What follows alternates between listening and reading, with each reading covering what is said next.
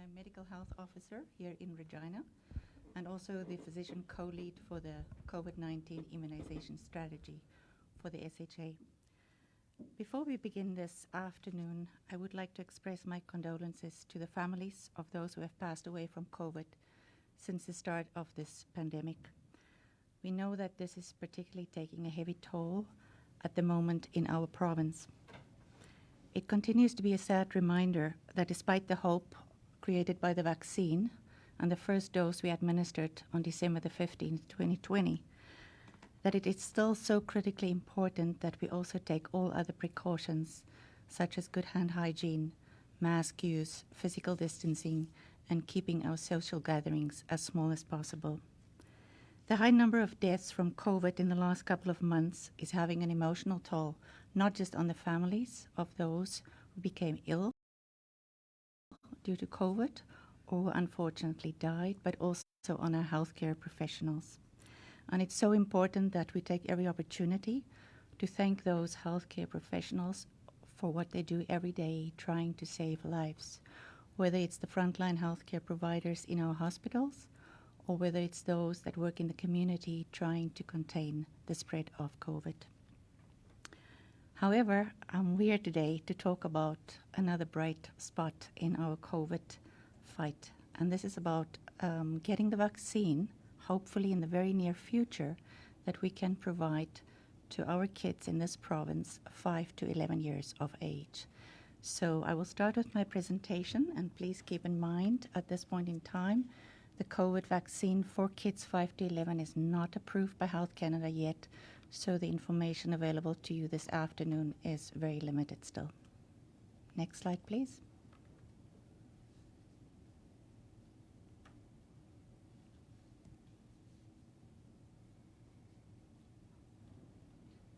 Right, between Sheila and myself, we're going to talk a little bit about the vaccine, what we know, but also about the delivery plan that we have in mind for the children 5 to 11 in this province. Next slide, please.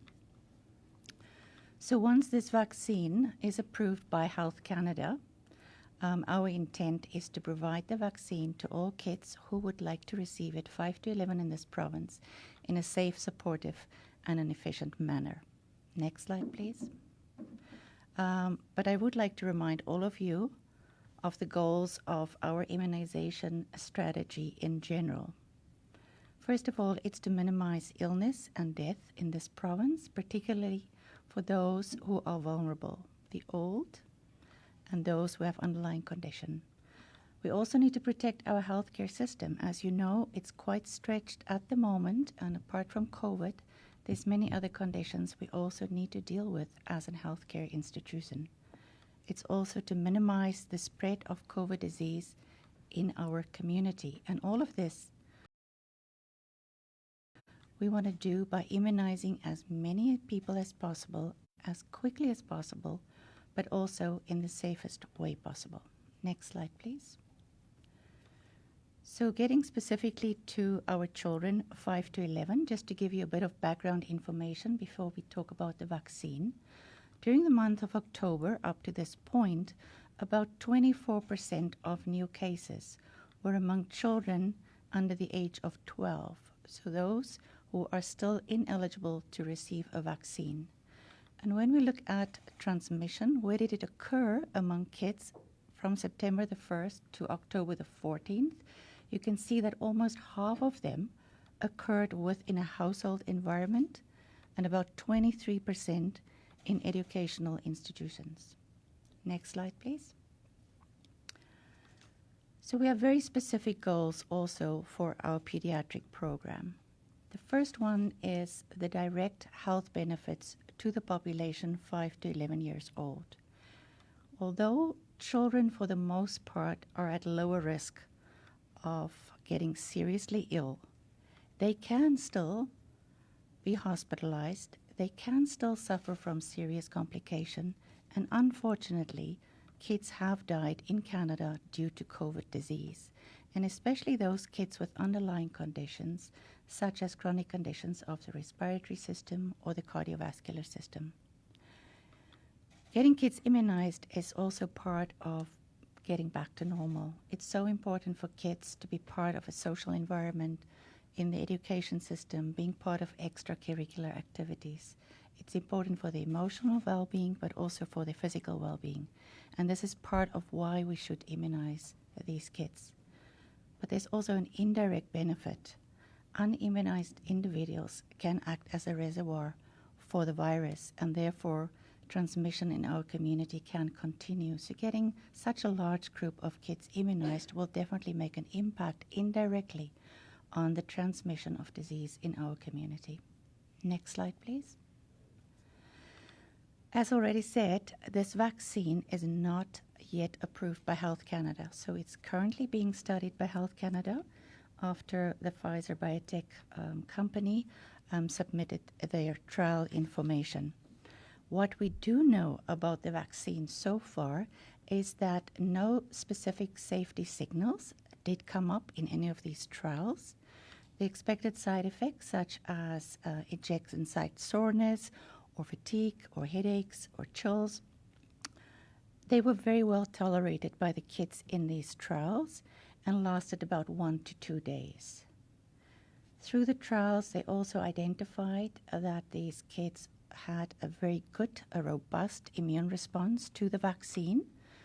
The vaccine is provided in 2 doses, 21 days apart, and in looking at vaccine efficacy 7 days after the second dose, they came up with a 90.7% vaccine efficacy. Next slide, please. At this point in time, we are expecting about 112,000 doses of the pediatric formulation vaccine to arrive in Saskatchewan by more or less the middle of November. Obviously, this is dependent on when Health Canada will approve this vaccine or any other changes that might come out of that. And this will allow us sufficient supplies to provide a vaccine dose to every kid 5 to 11 in our province who would like to receive it. Next slide. A little bit more detail about the vaccine. As I said, it's quite limited at the moment because it's not approved yet, but we do know that it is a totally different formulation. It's not just giving a smaller dose of the same that we're currently providing to 12 and older. What's good about this one is that they've changed the stabilizer in the vaccine, which means that we can keep the vaccine for a longer period of time in our fridges at 2 to 8 degrees. So for distribution, storage, and so on, that will definitely help us. We also know that it will be a slightly smaller dose at 0.2 ml compared to the 0.3 ml that we're currently providing to 12 and older, but that the interval between doses 1 and 2 as a minimum would be the same at 21 days. And I'm now going to hand over to Sheila Anderson to talk more about the specific strategy. Thank you, Dr. Diener. Good afternoon. I'm Sheila Anderson. I'm the vaccine chief for the Emergency Operations Center for the Saskatchewan Health Authority, and happy to be here today just to talk to you a little bit more about the details of our operational plan for our pediatrics delivery. So we are encouraging all 5 to 11-year-olds to get a vaccine when available. However, with all vaccines, we do know that the COVID-19 vaccine for this age group is voluntary. Every child in this age group will require a consent form to be signed by a parent or guardian. These consent forms can be signed at the clinic with help of our trained professionals. Paper copies will also be provided and can be sent in with children as long as it has a signature of a parent or a guardian. This consent process is really familiar to our providers at the clinics, and it follows the same process as our other pediatric vaccination programs. So most children of this age group will manage vaccines very well. However, there are some portion of our young kids that will find that they become quite anxious. So the physical and psychological safety of both our children and our parents and the families that come will be a really high priority as we roll out this program. So clinics will be designed to accommodate parents and guardians. And we want to ensure that parents and guardians and their family members can come right into the vaccination area. We'll ensure that, mom or dad or others can give a hug for the kids and help support them. We'll make sure our clinic visits are a little bit longer. Really hoping that our kids can have the best experience possible. Our adult and adolescent program actually used therapy dogs in some areas of the province and found that to be really important and really successful. So where available, therapy dogs or other age-appropriate attractions will be used to reduce anxiety in this group. We really want to emphasize that we have clinical experts will be on site to answer all the questions for parents and families, and also for the kids as well too. So the 5 to 11-year-old campaign will be offered where children live, learn, and play. So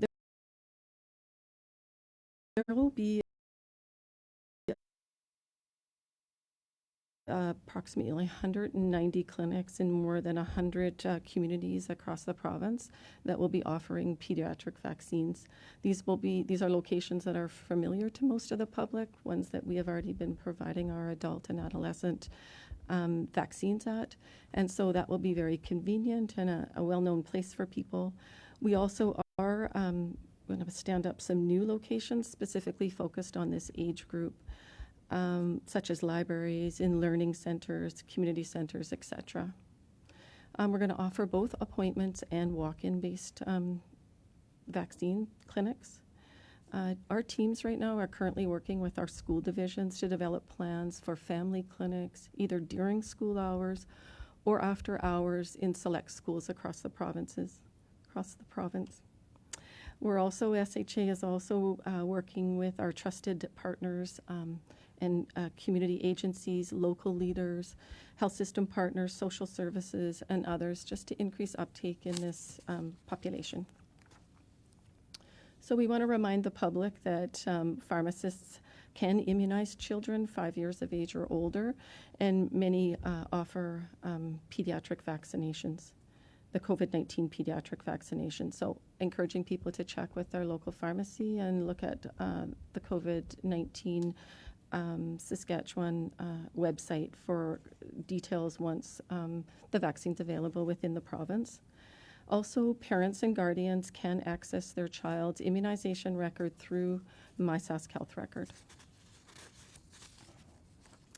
So just for parents who maybe are wanting some tips prior to immunization or bringing them down to a clinic, it's really important that parents our parents are encouraged to talk to their children about their appointments, acknowledge that they might be afraid or that there might be some anxiety, even talk to them about possible side effects. No doubt many of our children have heard a lot about side effects in the news as well too.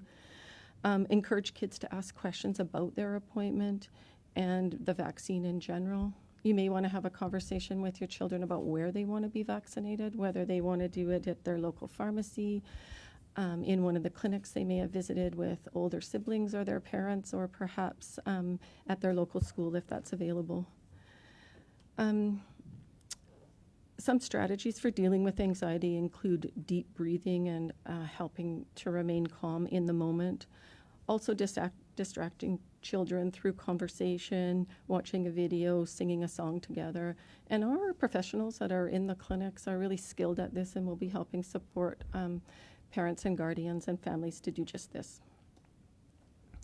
Additional resources and supports will be shared in November, and we're hoping to launch a new Kids Talk with Doc series, and also perhaps a storybook for kids on the COVID-19 vaccine.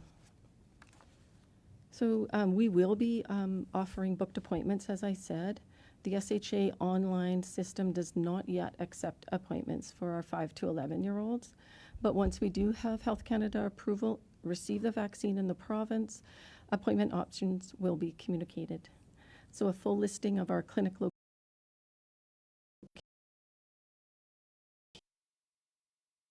locations and times will be available, as many know, on the Saskatchewan COVID-19 vaccine website.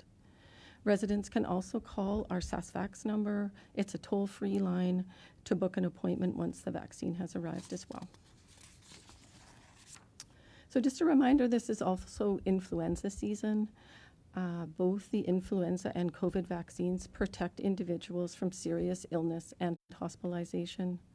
COVID and influenza vaccine can be co-administered at one visit. This has been really convenient, and people are having that co-administration currently, and we encourage everyone to get both vaccines and get the day of their visit. Both vaccines are safe and effective in reducing disease transmission in the community. So high community vaccination rates will help protect those under 5 who shortly will be the only ones currently unable to get vaccinated. Please remember, vaccination is important in the combination with public health measures that we all know of, like masking, physical distancing, keeping our bubbles small. Thanks. This concludes our presentation. Perfect. Thank you so much to Dr. Diener and to Sheila Anderson for that update. We will now take questions. We'll begin in the room, and then we also have some media on the line for those who registered. So we'll start if we have any questions in the room. Dr. Shahab has previously said that a lot of infections among school-aged children occur in households where there are people who are not vaccinated. Does the SHA think that this offering a vaccine to children, will it change that uptake? Do you think it will have any effect at all?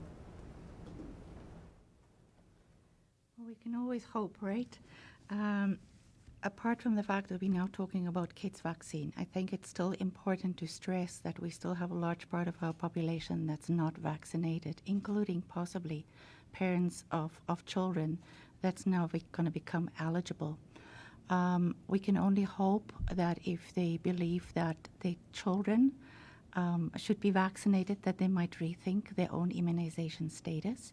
But I just want to stress that although we're moving into a pediatric immunization strategy, hopefully pretty soon, it's really, really important for those individuals out there who still have not received dose 1 or 2, or if you're fortunate enough and you already are eligible to get your booster dose, to go and get it as soon as possible.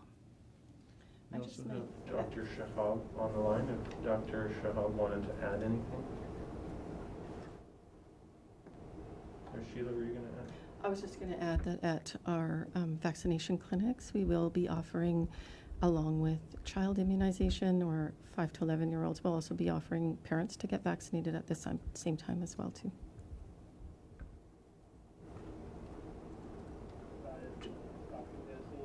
Yeah, further to Dr. Diener's response, I think that's exactly right, that while we are all very happy that vaccines for 5 to 11-year-olds are coming, obviously first doses, hopefully November, December, second doses, early in the new year, that certainly won't address issues right now. So right now, that everyone 12 and older, including parents and other household members and family friends, get vaccinated. Including school staff and daycare staff. That way, you cocoon children under 11 for the time being till children themselves get protected by the vaccine. So that is a critical point. And as we showed over the summer, initial analysis showed that the vast majority of children who were presenting August, early part of September, were in households which were unvaccinated, and that as children started school, and as children started doing a lot of activities, which we are very happy that they're doing,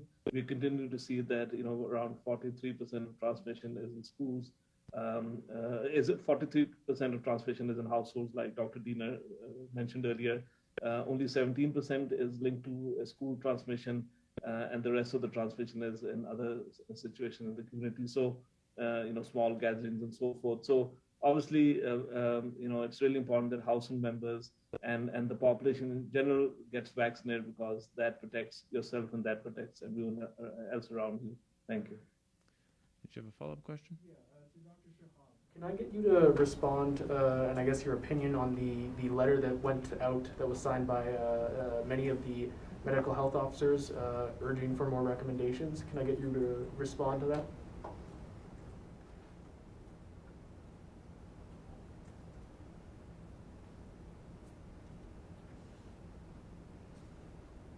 I'm sorry, is that question for me or Dr. Diener? That question was for you. Okay, thanks. Yeah, no, I think I did see that letter when it was sent to Mr. Merriman on Friday. I was copied on that. Obviously, it was sent to the minister, but copied to me as the chief medical health officer. I think, many of those recommendations are areas of concern that, have been regularly discussed at tables that I sit on with medical health officer colleagues in Saskatchewan. And certainly those are all important steps that we should consider, and they're closely aligned with many recommendations that I make to government. But again, as I've been saying before, and as medical health officers have been saying locally and now through a formal letter, it's obviously important to continue to see what other things can be included in provincial orders or local orders. But notwithstanding that, I think actions all of us can take voluntarily above and beyond the existing provincial orders are going to be critically important. So as Dr. Diener said in her opening remarks, we have seen, mandatory masking have an impact.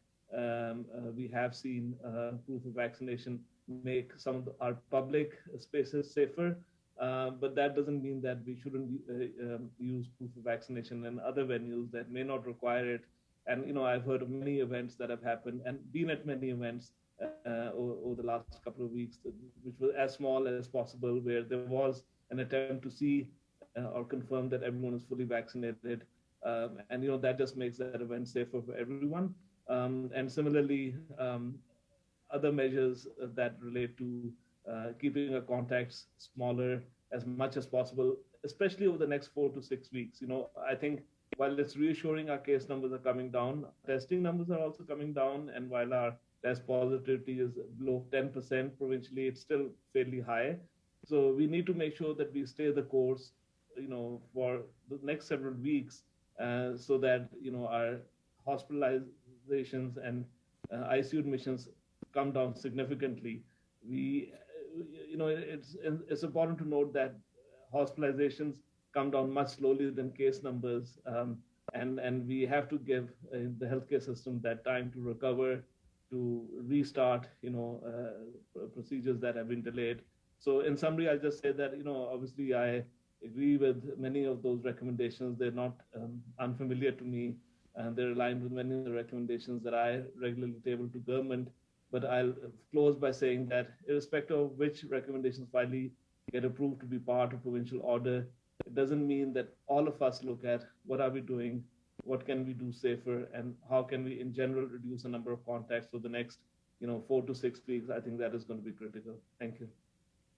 We'll take another question in the room. Yeah, so you kind of mentioned this a little bit, but how will the children's campaign differ from the adult campaign? Will there be smaller needles, avoiding long lines? What's that going to look like for children opposed to adults? Sure, I can start. Yeah, our clinics will look similar to our adult and adolescent clinics, so we will be offering, mass clinics and local and community clinics, pop-up clinics. Even there are still a small number of drive-through clinics that are available as well too. So I think it will look very similar. We will, however, ensure that we have adequate space for parents and other family members to accompany their children right into that area. Our teams are looking at spending a little bit more time, like planning for a little bit more time for each visit, making sure that we're, adequately answering questions, getting little kitty settled and stuff. So they will look similar, but will accommodate that younger population. Maybe I can just say something about the needle size. There are recommended needle sizes for all immunizations in general, and sometimes you have to deviate a little bit depending on the size of the kid.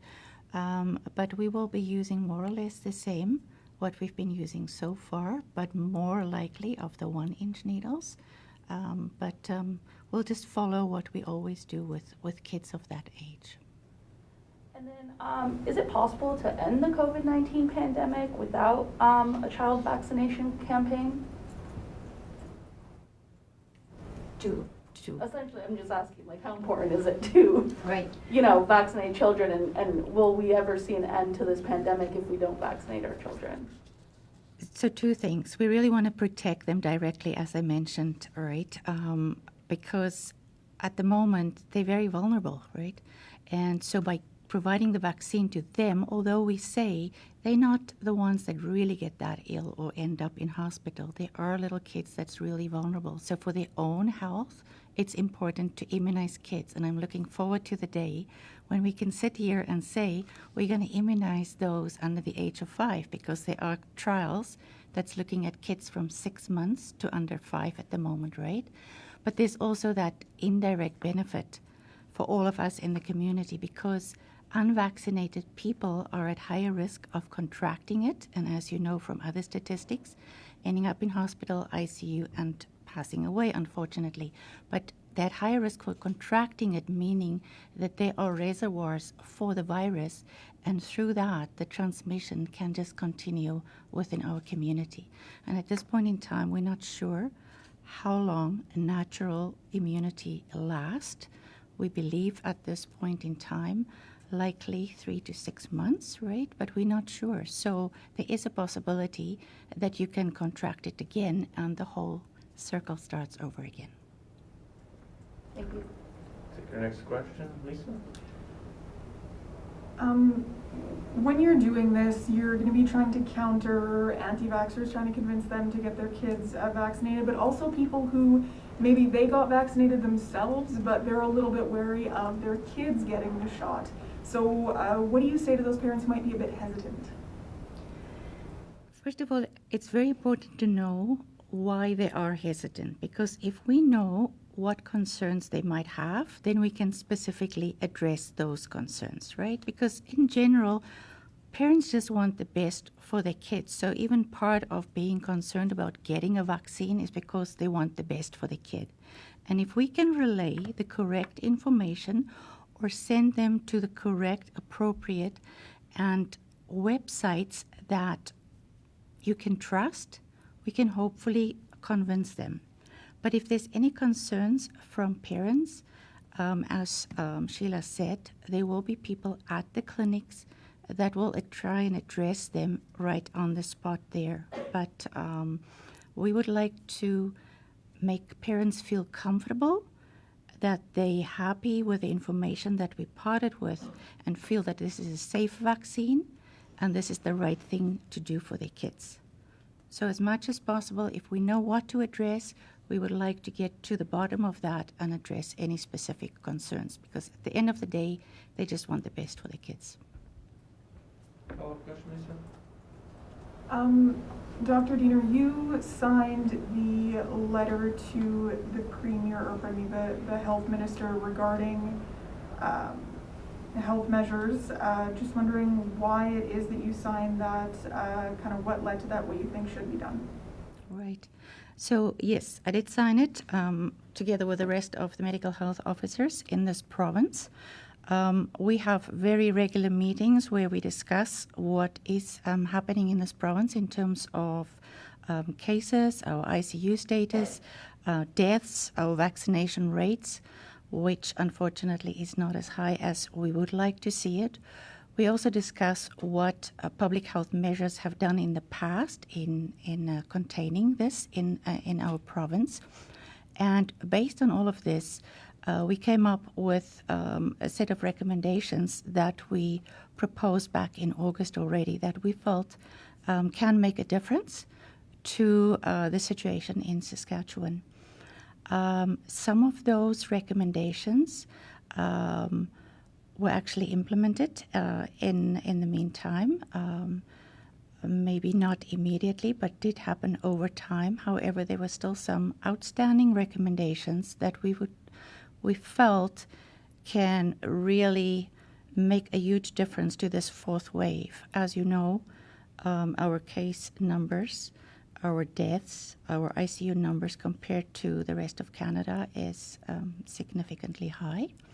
And we felt the correct thing is to, again, write a set of recommendations that we believe is important to implement as soon as possible if we want to get this fourth wave under control and minimize disease and death in this province. So as a medical health officer group, we are looking forward to a response from Minister Merriman, who this was addressed to.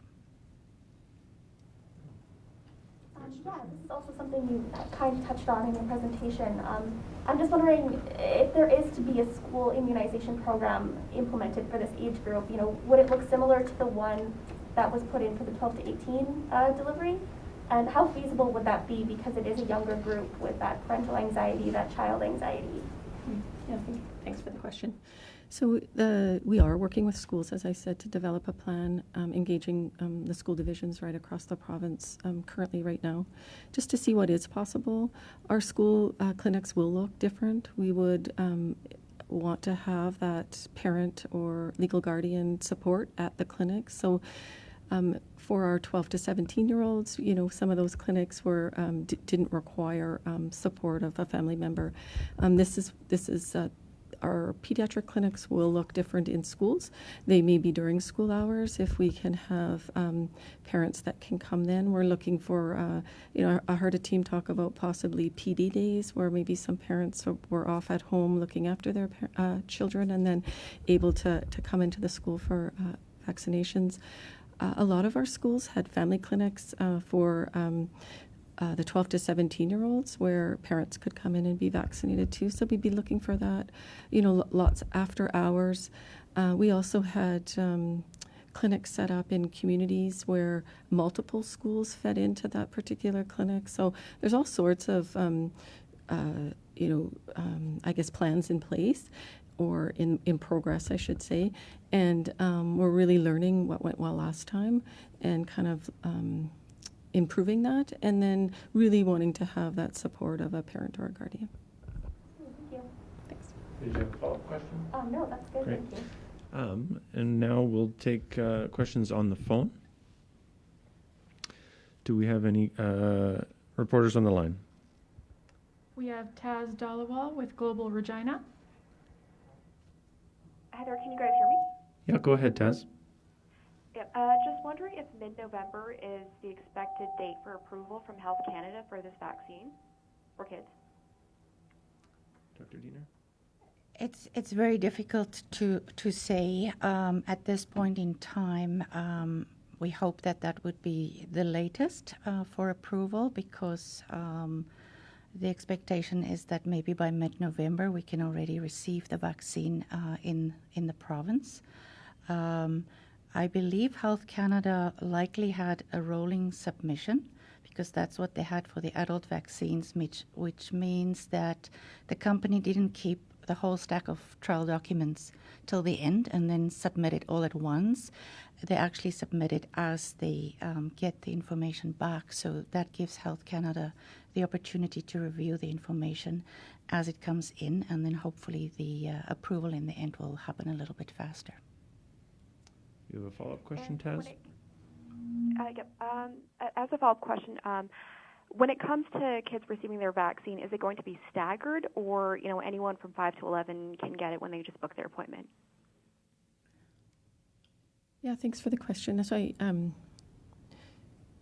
Alan, I think I know what you're asking, but so we may have some dedicated pediatric clinics where we would have, they would focus on our 5 to 11-year-olds, always vaccinating unvaccinated, maybe family members who came along or parents as well. But we will, the teams are just in the process of kind of designing what the pediatric flow would be like. In some of our larger sites, we will have, an opportunity for 12 and over to be vaccinated, and then we'll look for a pediatric kind of, clinic flow as well too. So looking for some more information from our teams, or waiting for some more information from our teams to kind of better understand exactly what the clinic design will look like. Maybe I can just add to that, because we're expecting Star Phoenix. because we're expecting a with the Star Yes, Phoenix? I suppose. Sorry, just hold on one second. We're Hello? going to let Dr. Diener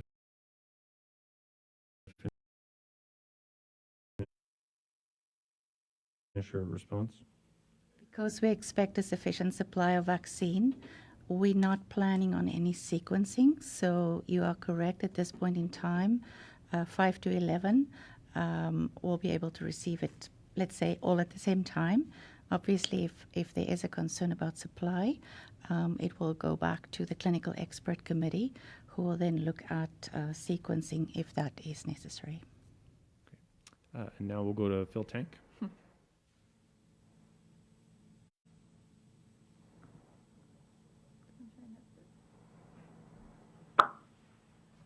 Sound check? Yeah, go ahead, Phil. Yes. I expect this question is for Dr. Shahab, but I invite anyone who wants to answer it. One of the recommendations from the medical health officers is for proof of vaccine mandates to be expanded to schools. And I'd just like to get your reaction of that. I mean, the medical health officers recommend those 12 and over in the letter, but the potential, of course, for more people to be vaccinated might expand that. So I'd like to get response specifically to that. Yeah, we'll send that to Dr. Shahab. Yes, thank you for that. So, we know two things in Saskatchewan. One is that so far in Saskatchewan, vaccinations have been voluntary for all persons. But we also know that we have been, leaders in childhood vaccination programs, and colleagues who are sitting in front of the camera, in front of me, Dr. Diener, Sheila Anderson, and colleagues throughout the province, including our Indigenous service colleagues, have made sure that vaccine uptake in Saskatchewan, no matter what the age in children, preschool, school, high school, is, we have some of the highest uptake rates in Canada for other vaccine preventable diseases. So certainly the expectation really is that there'll be a great uptake for this latest vaccine preventable disease, because that's what COVID is now. It's a vaccine preventable viral illness. But obviously, when there's a pandemic, you have to look at other measures, and certainly those have been used in a specific way during this pandemic. For example, many workplaces, including workplaces of healthcare colleagues sitting with us, as well as my workplace, now require a declaration of proof of vaccination or regular testing. So that's something that's very specific to this pandemic, and it was essential to keep our case numbers low, to have health system capacity, for example, to continue to care for COVID and non-COVID patients, and to reduce transmission to those more vulnerable, for example, patients who may be immune suppressed, even if they're vaccinated. Similarly, many school boards and other employers are looking at for staff, vaccine or test policies. So I think there's a lot of activity happening in those areas. My initial response would be that if our school case numbers are manageable, we really want this to be a voluntary vaccine uptake initially for children. We already have seen for the 12 to 17-year-olds that they have outpaced in their uptake, especially in the last 4 to 6 weeks. They're older Saskatchewanians, so 12 to 17 vaccine uptake is higher first dose and likely second dose than young adults 18 to 39. So I think we need to encourage a high uptake, but there can be situations where either you are vaccinated or you test negative, or you have to be excluded during an outbreak situation. We use that for other vaccine preventable diseases all the time. And I'll maybe stop here and ask Dr. Diener to maybe give her views on this as well. So thank you for that. It's an important point, but I'll be useful to hear Dr. Diener's views on this as well. Right. As I mentioned, part of the goals of getting the kids immunized is also to make sure that they get back into their social circles, their extracurricular activities, stay in school. We know how disruptive it is for kids to not be able to be in school, or not to take part in some sports activities or dance activities. And while you have unvaccinated individual in a group setting, as I mentioned, you basically have a reservoir of potential viruses that can keep spreading in that area. So getting kids who get together on a daily basis in a class, that's quite tough, I think, to keep them apart, especially the little ones, right? Keep their masks on. If we can get kids immunized and make sure that we decrease that transmission within those environments, then there's a bigger success in making sure that our kids can stay in school. They don't have to go online. They can continue taking part in their sports activities or their dance or their choir classes. So it's really part of stopping that transmission, not just among that group, but also in the rest of the population. So getting our kids to be immunized is really important. You have a follow-up question, Phil? Are you prepared for the, I think it's fair to say, well, at least I've read a bit, that there's parents who may believe strongly in the vaccine and got it willingly themselves that are less reluctant to give it to their children. Are you prepared for that in this rollout? And also, are there any thresholds you might set in this part of the rollout for removal of restrictions, as was the case in the previous, in the adult rollout? Dr. Diener, do you want to talk about potential pushback from parents, and then we can get Dr. Shahab to address the second question? Right.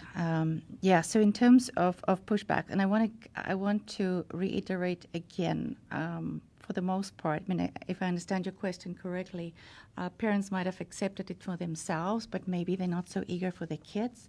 And once again, I want to reiterate that I believe that parents just want the best for their kids, right?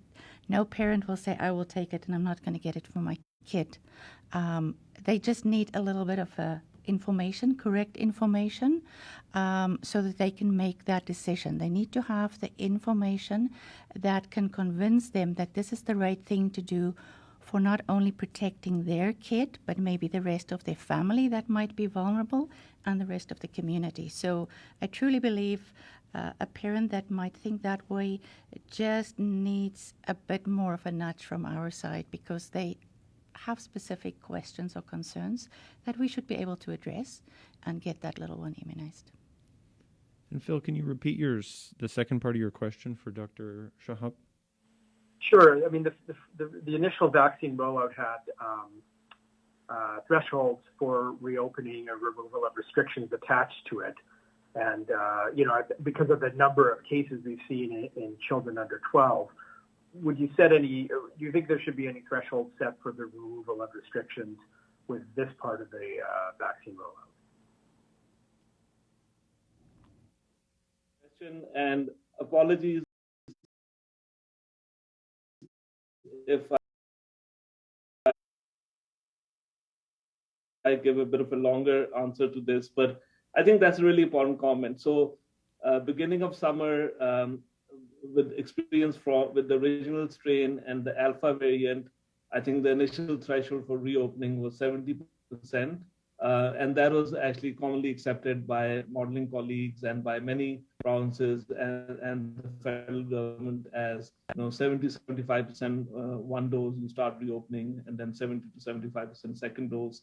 However, the Delta variant is more highly transmissible. So most provinces have, increased their level of threshold at which they feel comfortable that vaccine provides one layer of protection, not the only layer, but one layer of protection. And from my side, of course, that has been really critical in terms of really seeing with relief that our uptake has. While it was initially, we were leading the country in May, June in first dose, second doses. We started lagging significantly in July and August. Then now in September, October, I think we are playing catch up with other provinces. I think 85% first dose, 77% second dose. But we have to do better. I think while many provinces have set 85% as a base target, there's no reason why we can't go higher. there's no reason why we can't be higher than any other province. Trying to explain that away, that we are more rural, northern, I think is no longer a valid reason. Initially, there may have been some issues with access and complacency and so forth. And again, I think the news release today mentions significant investments now that for the remaining 16% who haven't had the first dose, there's lots of supports available for patients to talk to the healthcare providers, to get further information to address their questions. And similarly, like Dr. Diener mentioned, even for parents who themselves may be vaccinated, they may have further questions for their children, which again, they should visit credible websites and get information. Now, that's regarding vaccine threshold that, we need to go as high as possible, but it's not just vaccines alone.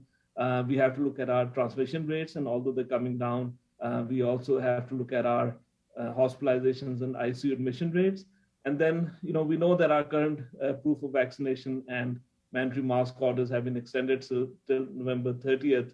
But we also know that some provinces recently have announced their medium to long-term plans. For example, that, in a Canadian winter, even if your transmission rates are low, when people are indoors, it's probably good to have mask use through the rest of the winter so that you have a safe and more reliable reopening again in spring. And similarly, proof of vaccination allows us to do so many things which previously, with our case numbers, we could not have contemplated having larger gatherings at all. But proof of vaccination allows us to have safer gatherings in a way that minimizes the risk of transmission. So again, I think we probably need to stay the course for the next little while. The last thing we need to do is we get complacent because the numbers are coming down, and we then don't see that decline in ICU admissions and hospitalizations, or we see a bit of a decline and then see another surge later this year or early in the new year, because I think we need to stay the course. And I'll again summarize, we need to go as high as we can. I don't want to set a target like 85% 2 doses. I've said 99%. It sounds unbelievable, but why should it be? There are small geographic areas and urban centers in other parts of Canada that have reached 95%, 98% uptake. There are universities in Saskatchewan who've reached, I think, 98%, of workplaces who have reached that close to that 96, 97% uptake. And why should the general population be any different? But then the other things I mentioned are critical as well to minimize risk of transmission, especially during the winter months. Thank you.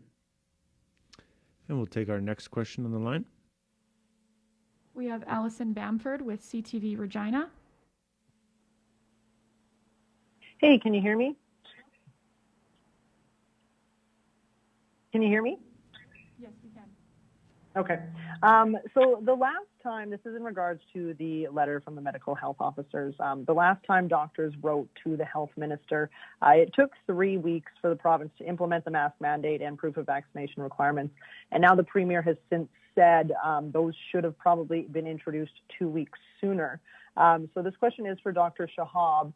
Do you think if we don't act on these calls now, in 2 weeks or a little later on, we will be at another point of regret?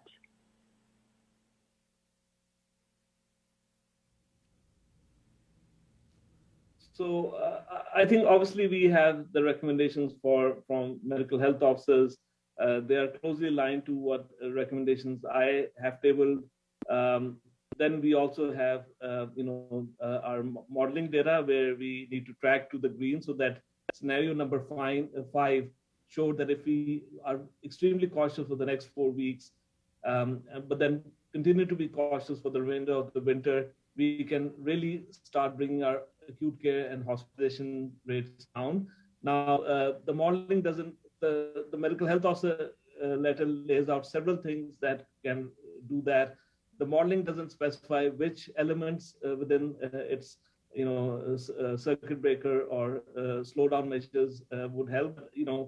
Anything that reduces the number of contacts, anything that reduces transmission, so that includes increasing vaccine uptake, having safer gatherings, so small gatherings only fully vaccinated, any larger gatherings requiring proof of vaccination.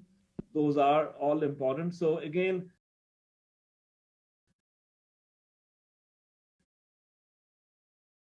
all I can say at this point is that obviously, I think these are important recommendations made by medical health officers. They are closely aligned with my own recommendations. And we need to track not just our case numbers, which have been stabilizing and coming down, but also our acute care and ICU numbers. And we need to recognize that, especially in winter months, even if we have, 77% of the population, eligible population, fully vaccinated, COVID can go up and down very quickly. So, as soon as it surges, we should take further steps to address that either at a local level or at a provincial level. Thank you. You have a follow-up question, Allison? Yeah, this is more now in regards to vaccinations, and I know it's been touched on encouraging parents to get their children vaccinated, but we know a lot of the transmission in 5 to 11-year-olds is coming from household transmission, largely in unvaccinated homes. So how do you foresee these vaccines cutting transmission and case number in kids when it is likely that those parents choosing not to get vaccinated will also choose not to vaccinate their kids? Thank you for the question. Very good question. I know Dr. Shahab said, let's go for 99%, right? But there's always going to be people that's not going to immunize either themselves or their kids.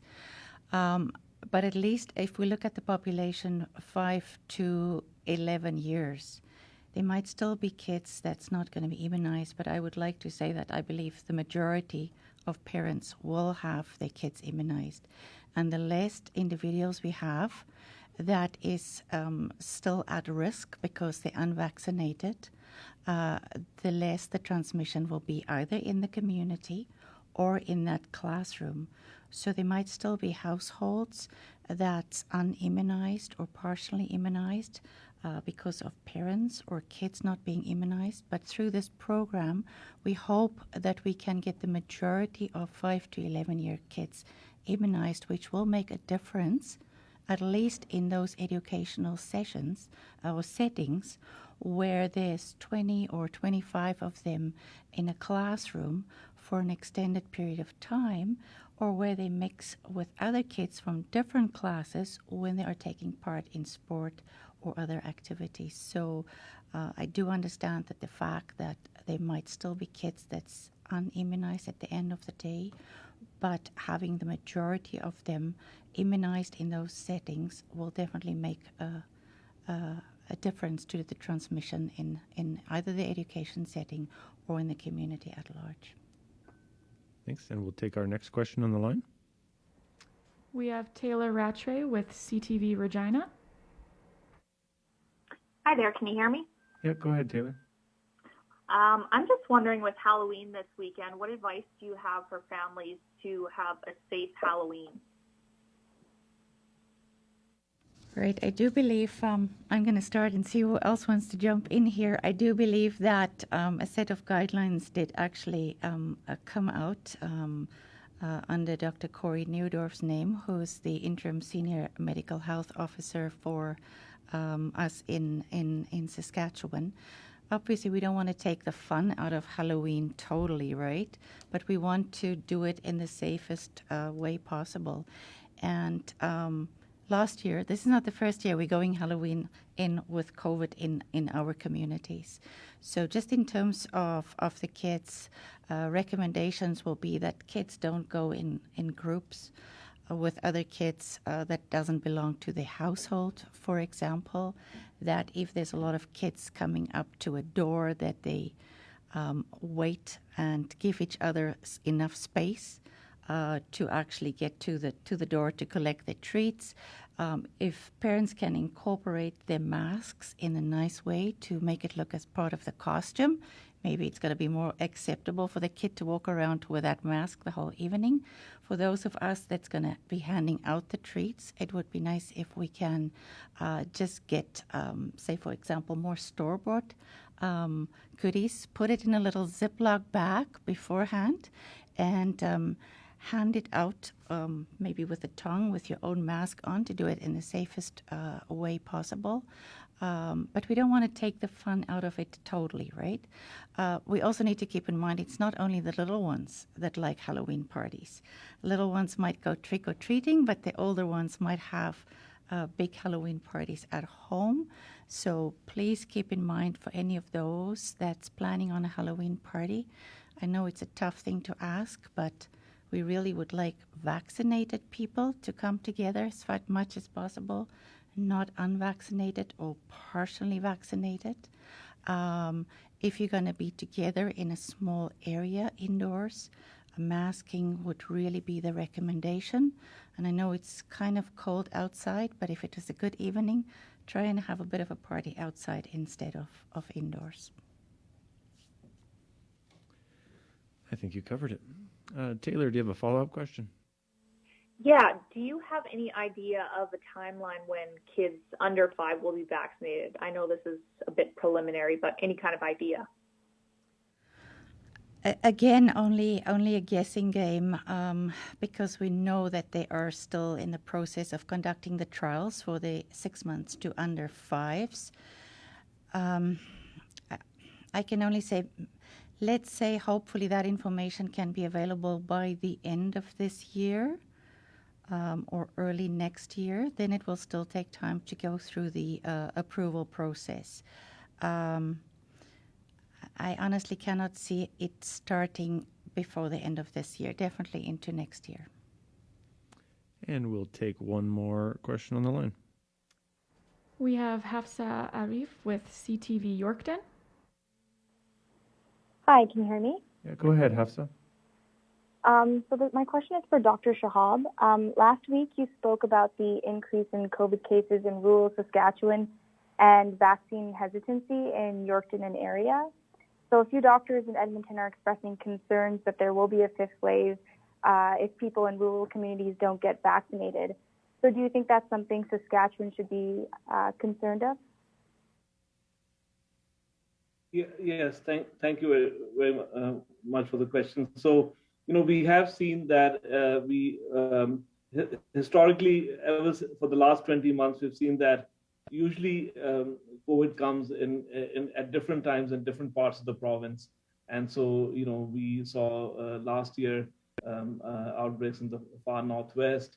And then in the fall last year, we saw increasing case numbers throughout the province, but at different times and reaching different peaks at different times, mostly in the large urban centers and in the far north, and some increased cases in the southwest. In March, we saw a peak due to the Alpha variant primarily in Regina and then spilling over into southern rural communities, not so much Saskatoon and the north. And then this fall, we saw an increase in case numbers primarily due to Delta, initially increasing in the far north. Someone correlated with lower vaccine uptake as well, and then impacting Saskatoon and to a lesser extent Regina, but now significantly impacting the southwest and southeast parts of the province. And we can see that in many cases a combination of factors, lower vaccine uptake, a more transmissible Delta variant increases the opportunities of transmission in this 4th wave. And absolutely, I think we have an opportunity now to make sure that our vaccine uptake is high enough. Until such time that our vaccine uptake is high enough, we take all the measures we've been discussing, keep our contacts small, keep our gatherings, only fully vaccinated, comply with all precautions like mask use and proof of vaccination, even where not required, to really make this the last significant wave. We have an opportunity to do that. The last thing we need is that we lose focus early on. We really need to sustain the course to get our current hospitalizations come down really low. And again, they initially increased from the far north Saskatoon, but they now have increased significantly in southern rural areas, including the southeast. We need to make sure that these hospitalization numbers also come down significantly and then stay down for the remainder of the winter. And again, I think our goal should be that we absolutely do everything we can to bring down this current surge to very low levels of daily case numbers, people hospitalized. We continue to increase our vaccine uptake to as high as we can aspire to, and then we closely monitor any increase locally or provincially and address that quickly to prevent either the continuation of this fourth wave or a fifth wave. Thank you. And did you have a follow-up question, Hafsa? Well, you might not know this off the top of your head, but what are the vaccination numbers like in rural Saskatchewan, particularly the Central East? We have that information on the website, and I can try to. So if we go to the government website on the Saskatchewan dashboard, you can click on a link that has vaccination numbers by geography. And so if I click on that and open that, I can see that, for example, for the Central East, 12 to 17, first dose 75, second dose 63. So again, as you move down the list, I think what we see throughout is that uptake in 60 and older is good. You know, even in rural areas, it's above 80%. It really needs to improve in everyone 12 to 59 in each age group. And we have to remember that averaging the entire population is not helpful, because while it's great that persons 60 and older have a higher vaccine uptake, you know, a lot of the transmission happens in young adults who are more socially active. And now, and recently we've seen that a third of our cases have actually been in school-age children because they're not fully protected or protected at all, 5 to 11-year-olds by vaccines. So I think high vaccine uptake in each age group is important. And while we have seen a lower uptake throughout in northern and rural communities, it is coming up. We've seen, you know, 12 to 17 uptake increase, but still room for improvement there. But I think there's been increase in even 18 to 49-year-old age group. But I think again, it's too slow, and it really needs to pick up. We really need to reach a high first or second dose over the next 4 to 6 months, so that vaccines provide a really critical layer of protection. But so do, you know, mask use in indoor places and all the other measures that are in place. Thank you. Thanks for that response, Dr. Shahab. And Hafsa, we can just follow up with you and send you that link. Thank you all for taking the time to join us here in the Legislative Building in Regina. Thank you to Dr. Diener and to Sheila Anderson for your time today and for the update. That concludes today's availability.